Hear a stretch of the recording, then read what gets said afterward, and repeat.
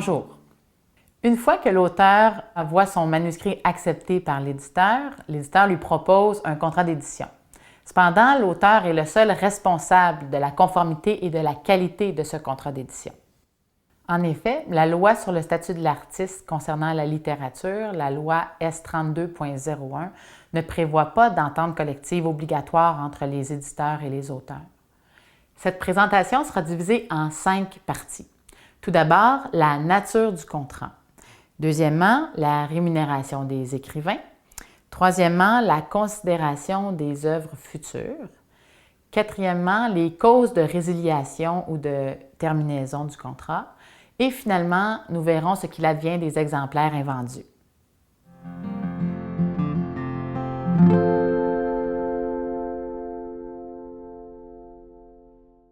Quelle nature peut prendre mon contrat d'édition? La loi sur le droit d'auteur prévoit que l'auteur peut accorder une cession ou une licence de droit. La terminologie a peu d'impact. L'important est que les droits accordés soient accordés de façon restreinte. L'important pour l'éditeur est que les droits accordés soient accordés à titre exclusif. Ainsi, il peut exploiter le tout à sa guise. Attention! Certains contrats utilisent le terme cession et le terme licence.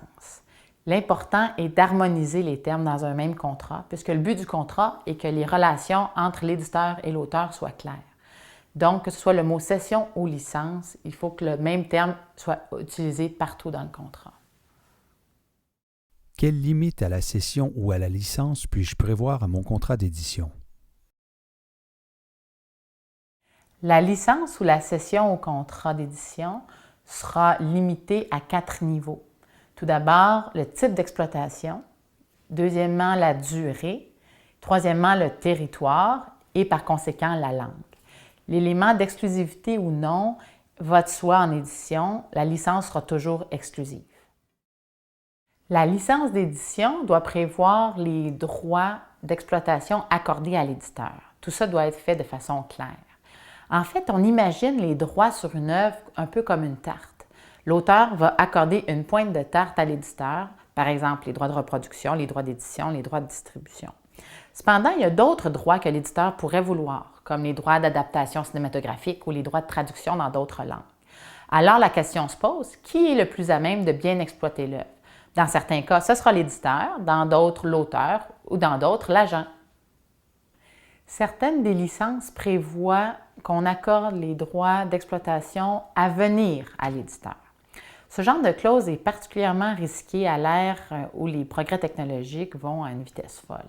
Nous recommandons de limiter les droits d'exploitation aux usages qu'on connaît. Plus le contrat de licence est court, plus cela est avantageux pour l'auteur. Souvent, l'éditeur demandera un contrat de longue durée, même jusqu'à un contrat pour la durée totale du droit d'auteur. Cela équivaut jusqu'à 50 ans après le décès de l'auteur. Dans la pratique, on voit des contrats d'une durée de 5 à 10 ans. Cette durée est suffisante pour l'éditeur pour effectuer toutes les exploitations qu'il visait. Pour une licence d'édition en français, on accordera les droits pour un territoire canadien et souvent pour les pays francophones.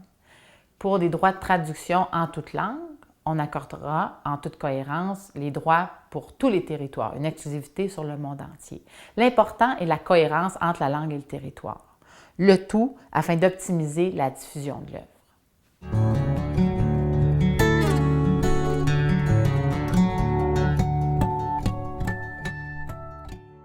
Que prévoit la loi sur le statut professionnel des artistes des arts visuels, des métiers d'art et de la littérature et sur leur contrat avec les diffuseurs relativement à ma rémunération en tant qu'écrivain?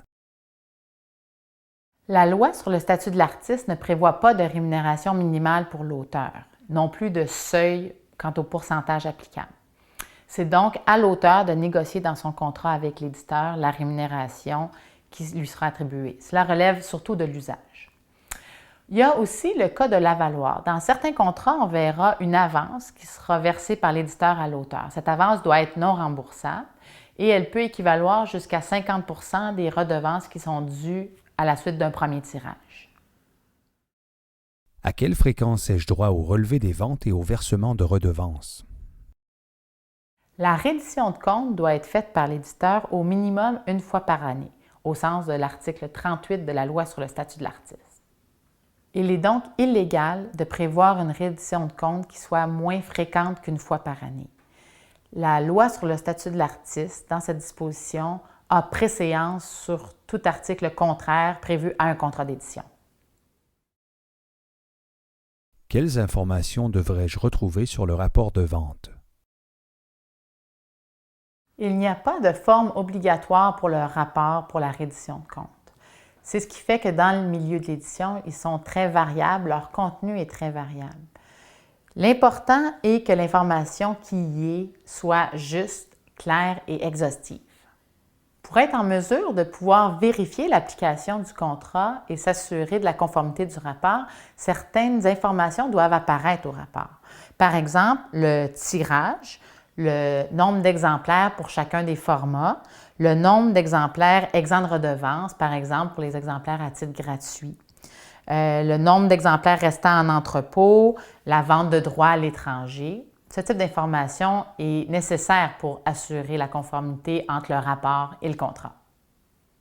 La Loi sur le statut de l'artiste prévoit qu'un compte distinct doit être envoyé par l'éditeur à l'auteur pour chacun des contrats.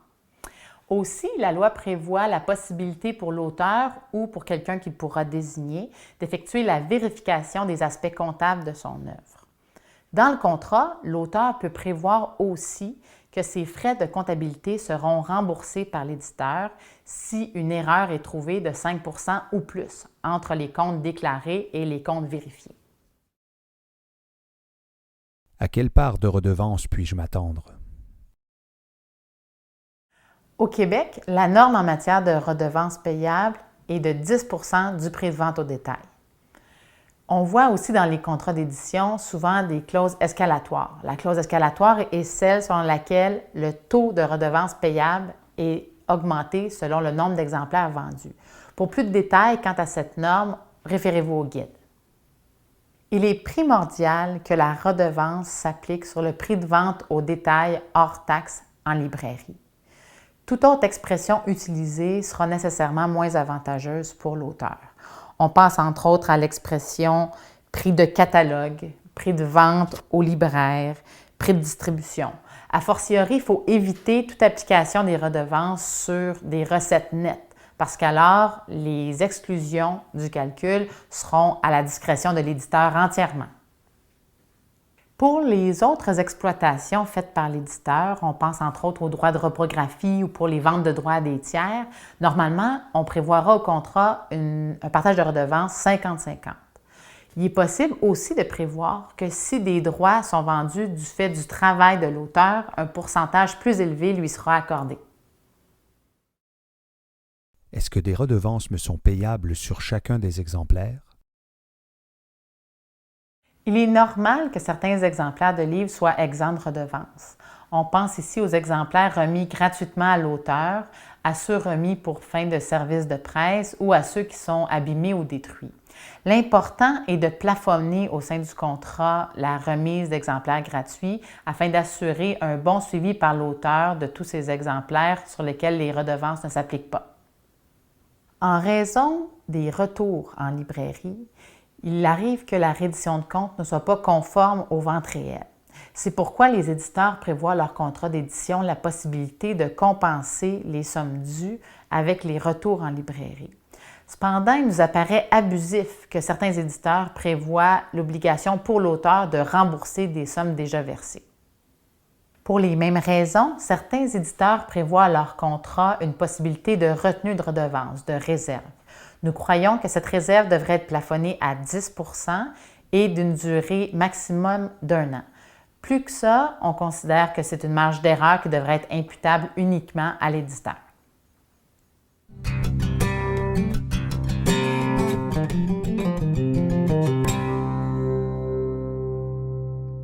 Est-ce légal de me demander un droit de premier refus pour l'édition de mes œuvres futures? La plupart des éditeurs prévoient à leur contrat un droit de premier refus. C'est en fait une exclusivité, une priorité sur la publication des œuvres futures de l'auteur. Ce type de clause peut porter différentes dénominations. On voit l'expression contrat d'option, droit de préférence, œuvre concurrente, droit de premier refus. Idéalement, l'auteur ne devrait pas accepter ce type de clause pour avoir un maximum de liberté pour pouvoir aller voir un autre éditeur s'il n'est pas satisfait de sa relation. Cependant, le marché étant ce qu'il est, soit petit et concurrentiel, il peut être difficile pour un auteur de refuser ce genre de clause. L'important est donc de restreindre l'application de cette clause au maximum, tout comme le prévoit la loi sur le statut de l'artiste. Il est recommandé de limiter l'option à des livres de même nature.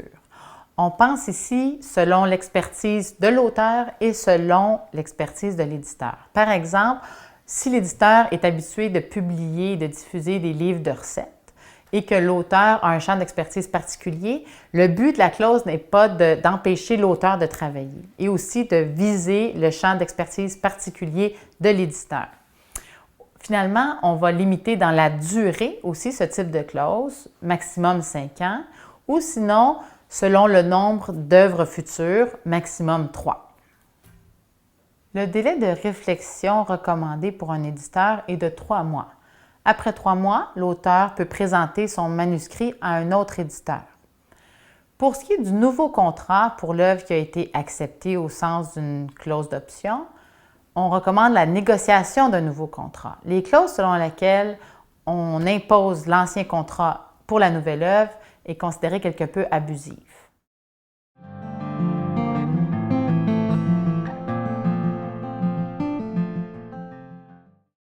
Quand et comment puis-je résilier mon contrat d'édition? Si la nature même du contrat est circonscrite de façon acceptable, alors la durée du contrat sera d'une durée raisonnable. Les possibilités de résiliation sont diverses. Plusieurs sont décrites dans des lois. L'idéal est donc de le prévoir au contrat, de prévoir les paramètres de résiliation. Nous présenterons ici les motifs de résiliation les plus couramment prévus dans les contrats d'édition. Premièrement, la loi sur le statut de l'artiste prévoit qu'en cas d'acte de faillite du diffuseur, le contrat est résilié.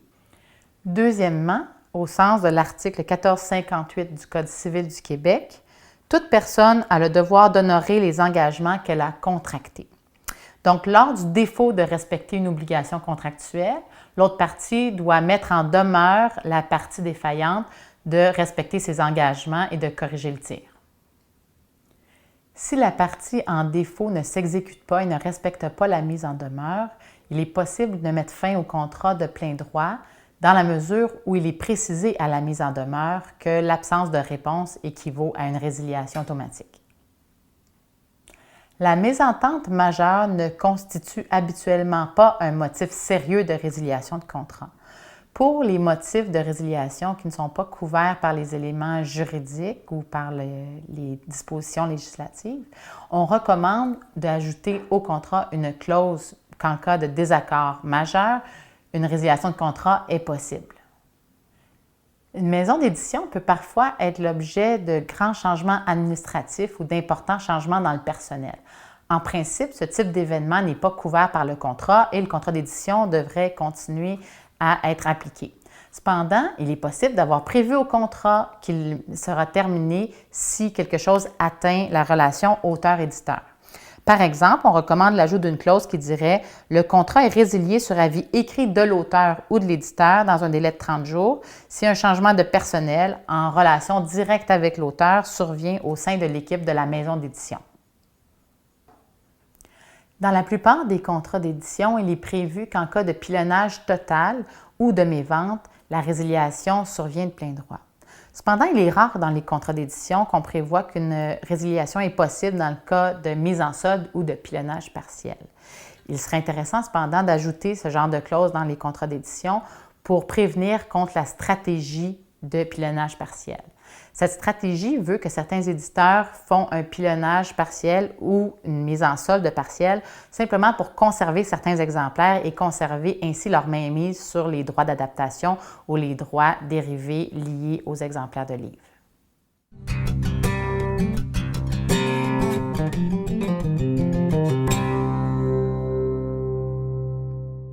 Qu'arrive-t-il lorsque les ventes d'exemplaires d'une œuvre diminuent?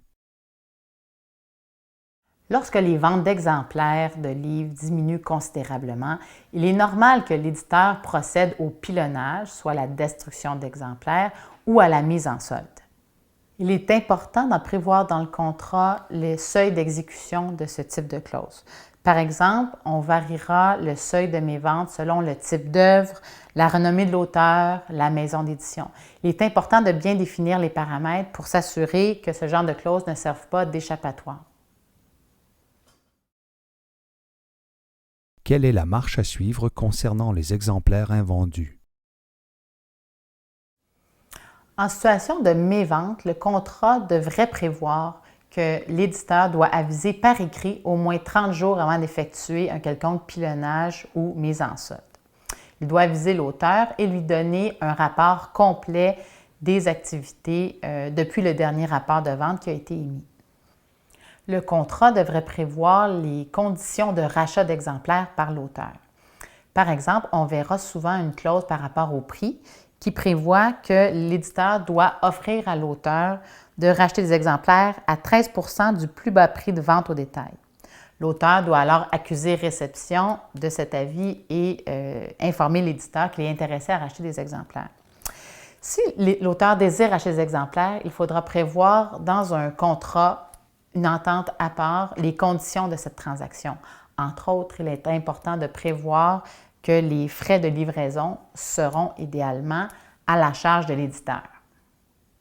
Nous recommandons de prévoir au contrat d'édition la possibilité de mise en solde par l'éditeur, mais seulement à la suite d'une entente de gré à gré entre l'auteur et l'éditeur pour la fixation du prix de vente de ces exemplaires.